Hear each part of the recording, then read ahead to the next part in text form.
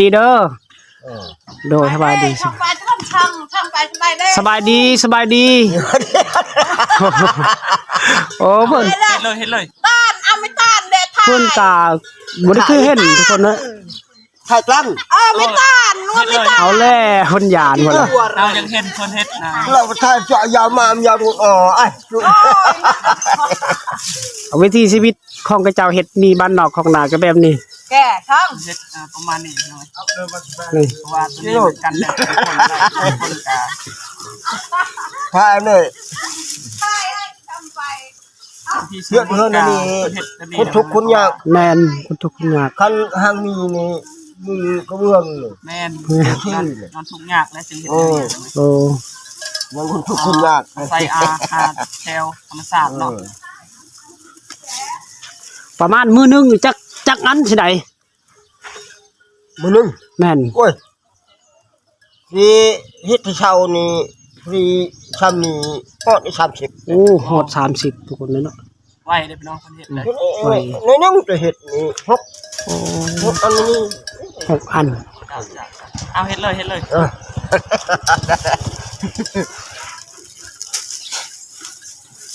ปลาเพิ่นเฮ็ดคือว่าแบบนี้ทุกคน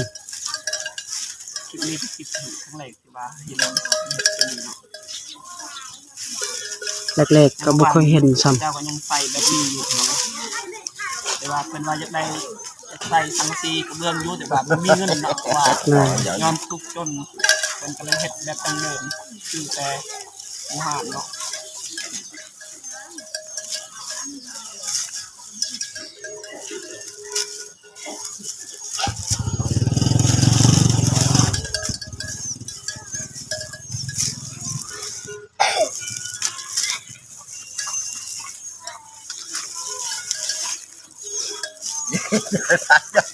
ยืดถ่ายเจาะหลัง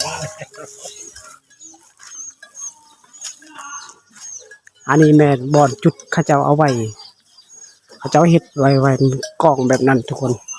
ก็คือว่าเขากองไว้แล้วก็เฮ็ดมุงหญ้ามุงอันน่ะเราเขาก็คือว่าเขามุงอันนี้แบบสภาพบุรุษของดังเดิม ก็คือแบบนี้ทุกคนเนาะเพิ่นเอาไว้แบบนี้แล้วเขาตากให้มันแห้งก่อนจะว่าเฮ็ดแบบเขาตากไว้เขาตากแล้วเขาก็เฮ็ดไว้แล้วนี่เพิ่นสิเฮ็ดเขาเล่าแล้วก็เฮ็ดเพื่อนประมาณแบบนี้ดังเดิมทุกคน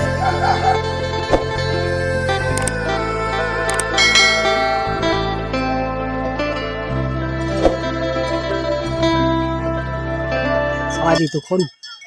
วันนี้ก็ FC หลายๆผู้หลายคนก็รับเบิ่งรับชมวิถีชีวิตของหมู่บ้านนี่ก็คือครั้งแรกในชีวิตหากับมื้อนี้ข่อย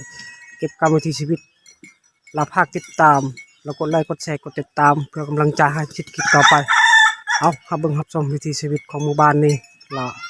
จะเฮ็ดจังได๋หมู่บ้านนี้แม่นหมู่บ้านลึกลับตามแคมป่าทุกคนเนาะก็คือหมู่บ้านอยู่เขตสะบานเมืองหนองแขงสะวรรณเขตคือเก่าแต่จุดนี้ก็แม่นจุดของพุ่นแม่นจุดของเขตสะบานเมืองสิปูนอันนี้ยังเขตสะบานของเมืองนองอันนี้เขตสะบานเมืองนองเมืองสิปูนอยู่แถวจุดพุ่นก็แม่นจุดเมืองสิปูนทุกคนนะเอารับเบิ่งรับชมมินี่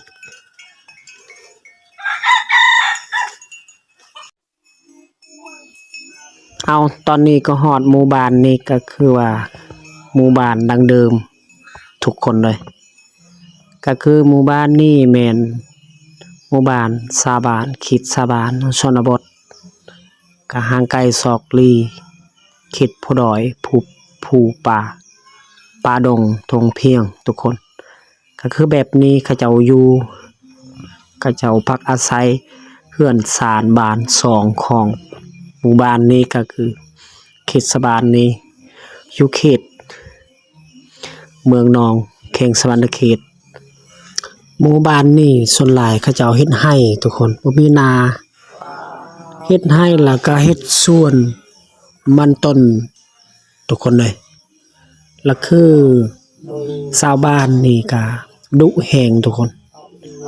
บ้านนอกตัวเมืองแล้วก็ไกลตัวเมืองประมาณ40 กิโลเมตร มาจากเมืองแล้วข้าเจ้าอยู่นี่แถวจุดนี้แม่นไกลๆเส้นทางหลีกเก่าทุกคนก็คือจุดนี้ของจุดขีดต่อขีดแดนต่อแดนจุดพุ่นแมนจุดเขตนี้มันฮอดบ้านตัวนี้แม่นรับผิดชอบกันเวียกการงานกะแม่นเขตเมืองนองทุกคนนะจุดนี้ยังเขตเมืองนองติดกับสะแดนเขตเมืองสิโปนบ้านตัวนี้บ้านลึกลักตามเข้มป่าทุกคนก็คือไฟฟ้า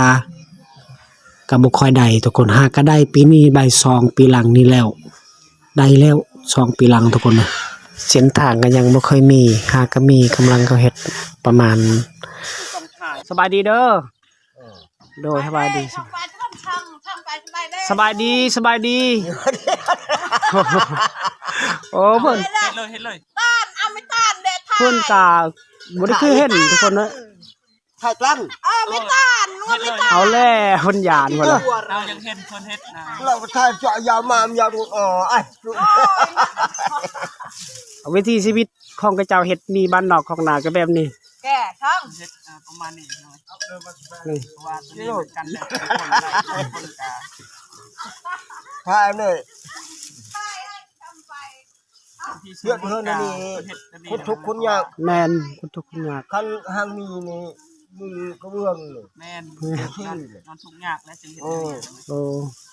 ยังคนทุกข์คนยาก ใส่อาแถวธรรมศาสตร์เนาะ ประมาณมื้อหนึงจักอันสิได้ มือหนึง แม่น โอ้ยที่เฮ็ดที่เช้านี่ที่ซ้ำนี่ก็ได้30 โอ้ฮอด30ทุกคนเลยเนาะ ไหวเด้อพี่น้องคนเฮ็ดเลย น้อยนึงจะเฮ็ดนี่หก โอ้ หกอันนี้ 6อัน เอาเฮ็ดเลย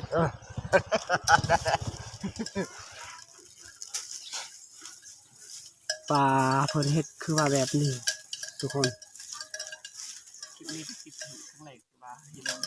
เป็นเนาะ แรกๆก็บ่เคยเห็นซ้ำ เจ้าก็ยังใส่แบบนี้อยู่เนาะแต่ว่าเพิ่นว่าอยากได้ใส่สังกะสีกระเบื้องอยู่แต่ว่าบ่มีเงินเนาะว่าย้อนทุกข์จนเพิ่นก็เลยเฮ็ดแบบดั้งเดิมคือแต่อาหารเนาะ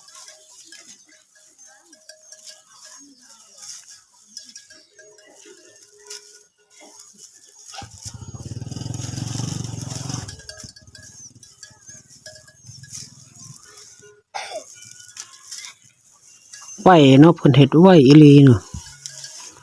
เออไหวแท้อันนี้แม่นบ่อนจุดเขาเจ้าเอาไว้เขาเจ้าเฮ็ดไว้กองแบบนั้นทุกคน ก็คือว่าเขากองไว้แล้วก็เฮ็ดมุงหญ้ามุงอันน่ะเราเขาก็คือว่าเขามุงอยู่แบบสภาพมนุษย์ของดั้งเดิม ก็คือแบบนี้ทุกคนเนาะเพิ่นเอาไว้แบบนี้แล้วเขาตากให้มันแห้งก่อนจะว่าเฮ็ดแบบเขาตากไว้เขาตากแล้วเขาก็เฮ็ดไว้แล้วนี่เพิ่นสิเฮ็ดเขาเล่าแล้วก็เฮ็ดเฮือนก็แม่นแบบนี้ดังเดิมทุกคนอันนี้ก็แม่นเฮือนของเขาเจ้าอันนี้แม่นเฮือนครัวของเขาเจ้าคือว่าเขาเจ้าเฮ็ดนี่ก็แบบนี้เนาะอันนี้แม่นงัวเขาเจ้าเลี้ยงก็แม่นก็เฮ็ดเฮือนแบบนี้เขาเจ้าเฮ็ดเฮือนแบบนี้เรื่องเรียกว่าย่านผลพาอากาศก็เลยว่ามันหนาวแห้งสิตายไวอันนี้เพิ่นก็เฮ็ดเฮือนแบบนี้ทุกคนแปลว่าเขามุงหยังก็คือว่าเรียบร้อยเนาะหมู่บ้านนี่ก็ครั้งแรกในชีวิตหากก็มามื้อนี้มา2 คนอันนี้แม่นเขาเจ้าเฮ็ดสวนเฮ็ดผู้เฮ็ดสวนก็คือว่าไปแบบนี้ล่ะทุกคนเนาะคือว่า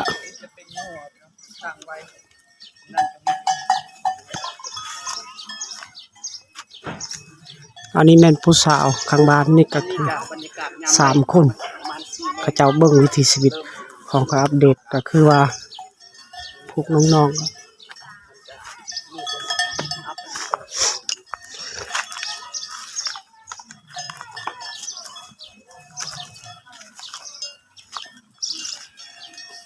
นี้เนาะนี่จะเป็นน่าจะเป็นผู้สาวเนาะสาวคนนี้สาววันนี้ แม่นผู้สาว อันนี้จะเป็นนาผู้สาว โม่วันนี้ ทุกค เล่ น น นี่ เด็ก ละ โม่เนี่ยดูเนี่ย อันนี้แม่นหมู่บ้านนี่ก็คือ เด็กโม่เนี่ยเนี่ยก็โม่มันอยู่ตีเรียง มือซอง สาวไม่ห่าง อยากดูว่ารับก่อน เล่นโดนนุ่มปุยเด้ออื่นยัง ไอ้ไม่ใช่ประมาณนั้น นึกว่าบางนุ่มปุย ลูก โดนเย็ดแล้วก็ละเด้อเย็ดละ ร้านนึง อันนี้เป็นหมู่บ้านเขตสบานเขตชนบททางไกลซอกลี่ คือว่าบ่มีผู้สาวเพิ่นว่ายังเล็กน้อยกลายเป็นผู้สาว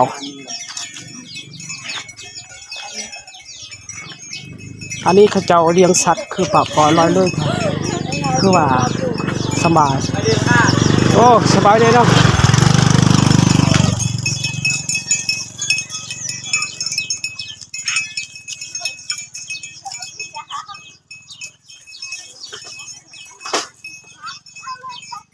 ปาตุมาเมื่อนี้ก็คือว่ามาหอดจุดนี้หอดสถานที่นี้เขาเจ้าขายเครื่องทุกคนเนาะขายเครื่องเฮ็ดสาบานนี่ก่อนโอ้